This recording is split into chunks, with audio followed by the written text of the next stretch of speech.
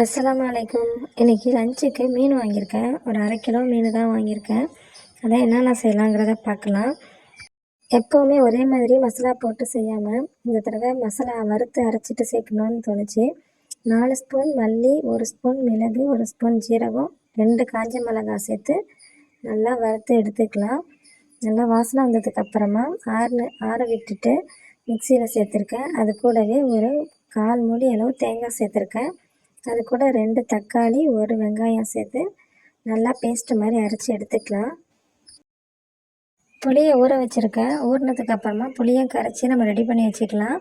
புளியை கரைச்சதுக்கப்புறமா இந்த அரைச்சி வச்சுருந்த மசாலாவை அது கூடவே சேர்த்துக்கிட்டு கொஞ்சமாக மஞ்சத்தூள், உப்பு சேர்த்து அதையும் நல்லா கலக்கி வச்சுக்கலாம். இந்த மசாலா என்னுடைய ஆணத்துக்கு ஜாஸ்தி தான். இதை நான் 2 தடவைக்கு செய்யலாம்.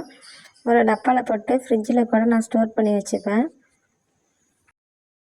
மீனானா மண் சட்டியில் செய்கிறதுனால நல்லா டேஸ்ட்டாகவே இருக்கும். பெரிய மீனை பொரிச்சிட்டு சின்ன சின்ன மீனெல்லாம் ஆணத்தில் போகிறதுனால நல்லா டேஸ்ட்டாகவே இருக்கும். இப்போ ஒரு மண் சட்டியில் ஒரு 4 ஸ்பூன் அளவு தேங்காய் எண்ணெய் ஊற்றிருக்கேன். அது கூடவே வெங்காயம், கருவேப்பிலை சேர்த்துட்டு அது கூடவே கொஞ்சமாக வதங்கினதுக்கப்புறமா மிளகாய்த்தூள் சேர்க்க போகிறேன். மிளகாய்த்தூள் 1/2 ஸ்பூன் சேர்த்துருக்கேன். அதிகமாக காரம் சாப்பிட்றவங்களா இருந்தால் 1 ஸ்பூன் கூட சேர்த்துக்கலாம். இப்போது கரைச்சி வச்சுருந்த புளி தண்ணியை அது கூடவே சேர்த்துக்கிட்டு மூடி வச்சுக்கலாம். ஒரு 10 நிமிஷம் கொதிக்கட்டும். கொதித்ததுக்கப்புறமா மீனை சேர்த்துக்கலாம்.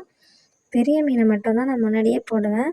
சின்ன மீனுங்கிறதுனால நல்லா கொதித்ததுக்கப்புறமா இது கூட சேர்த்துக்க போகிறேன். மீனை சேர்த்ததுக்கப்புறமா ஒரு 5 நிமிஷம் சிம்லேயே வச்சுருந்து ஆஃப் பண்ணிடலாம்.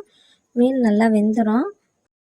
அடுத்ததாக மீனை மசாலா தடவி ஊற வச்சுட்டு வத்தல் பொரித்து எடுத்துக்கலாம். சோறு, ஆணம், பப்படு எல்லாமே செஞ்சாச்சு.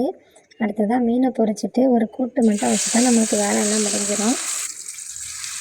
இந்த வீடியோ உங்களுக்கு பிடிச்சிருந்துச்சுன்னா இன்ஷா அல்லாஹ் கண்டிப்பாக ட்ரை பண்ணி பாருங்கள். தேங்க்ஸ் ஃபார் வாட்சிங். அஸ்ஸலாமு அலைக்கும்.